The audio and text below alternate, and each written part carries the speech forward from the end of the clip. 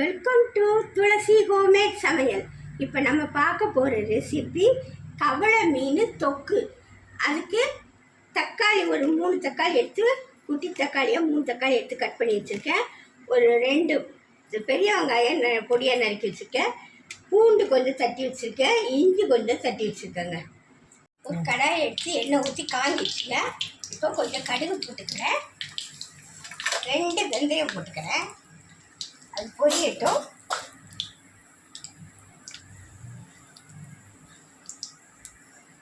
இப்போ கொஞ்சம் வெங்காயத்தை போட்டுக்கோங்க.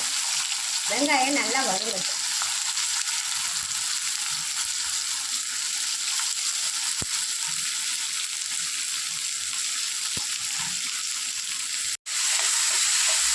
வெங்காயம் கொஞ்சம் வதங்கி வரட்டுங்க.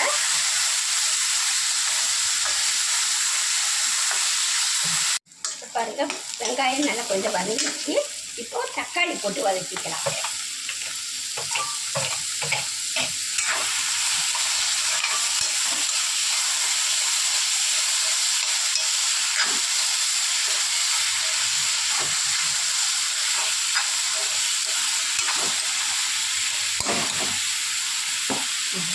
கொஞ்சம் மஞ்சள் போட்டுக்கிறேங்க.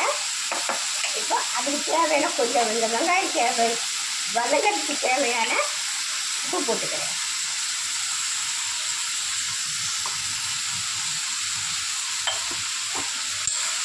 கொஞ்சம் நல்லா வதங்கும். தக்காளியும் இதுவும் நல்லா வதங்கிச்சு. இப்போ இஞ்சி பூண்டு பேஸ்ட்டு தட்டி வச்சுருக்காங்க. இஞ்சி பேஸ்ட்டு பூண்டு 2ஐயும் போட்டு நல்லா வதக்கணும். வதக்கிட்டு ஒரு வதக்கிட்டு ஒரு 2 ஸ்பூன் மல்லித்தூள் 2 ஸ்பூன் போட்டுக்கிறேன். ஒரு ஸ்பூன் தனி மிளகாத்தூள்.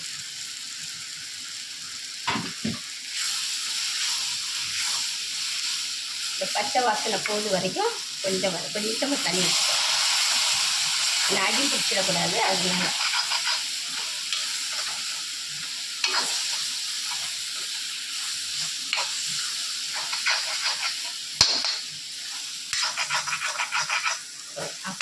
வாசனையெல்லாம் போயிடுச்சு. ஒரு 1/2 டம்ளர் தண்ணி வச்சுக்கோங்க. நல்லா கொஞ்சம் தொக்கு மாதிரி வரட்டும்.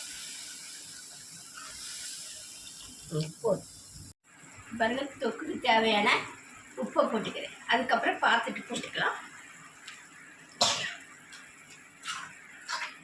நல்லா கொதிச்சு வரட்டும். பாருங்க, நல்லா கொஞ்சம் கொதிச்சிச்சு. இப்போ நம்ம இந்த மீனை எடுத்து போட்டுக்கலாம்.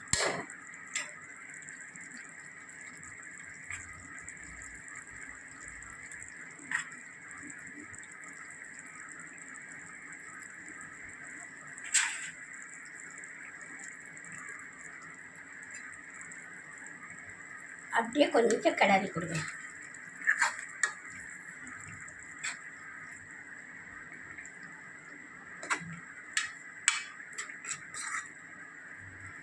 அப்படியே ஒரு அடுப்பை சிம்மில் வச்சுட்டு மூடி வச்சுறேன். பாருங்கள், நல்லா கொதிச்சு பாருங்கள். மீன் கூட நல்லா வெந்துச்சு. நான் அப்பப்போ கொஞ்சம் கிளறி கொடுத்துருங்க. மீன் உடையாமல் கிளறணும்.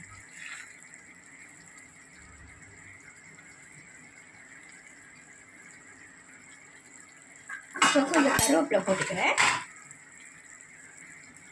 கொஞ்சம் கொத்தமல்லி போட்டுக்கிறேங்க. இன்னும் ஒரு 10-5 நிமிஷம் இருக்கட்டும். ஆஃப் பண்ணிடலாம்.